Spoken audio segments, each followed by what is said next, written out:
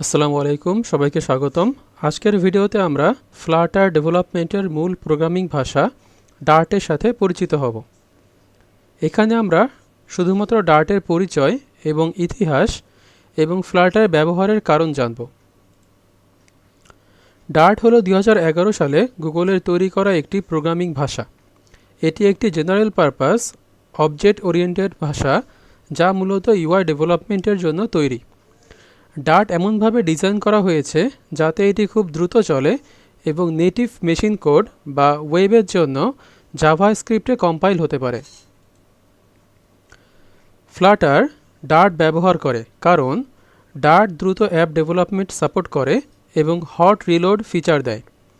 একটি কোডবেস থেকে আমরা অ্যান্ড্রয়েড, আইওএস, ওয়েব এবং ডেস্কটপ সব প্ল্যাটফর্মে অ্যাপ তৈরি করতে পারি। ডার্টে রিচ ইউআই লাইব্রেরিজ থাকায় ফ্লাটার অ্যাপ তৈরি করা সহজ হয়। এছাড়া ডার্ট শেখার সিনট্যাক্সও অনেক সহজ।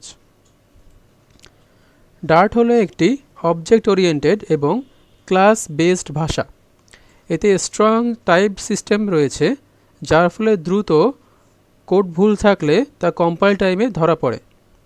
ডার্টের আরেকটি শক্তিশালী দিক হলো অ্যাসিঙ্ক্রোনাস প্রোগ্রামিং, যার মাধ্যমে আমরা অ্যাসিঙ্ক এবং অ্যাওয়েট ব্যবহার করে নেটওয়ার্ক রিকোয়েস্ট বা ডিলে হবে এমন টাস্ক সহজে চালাতে পারি।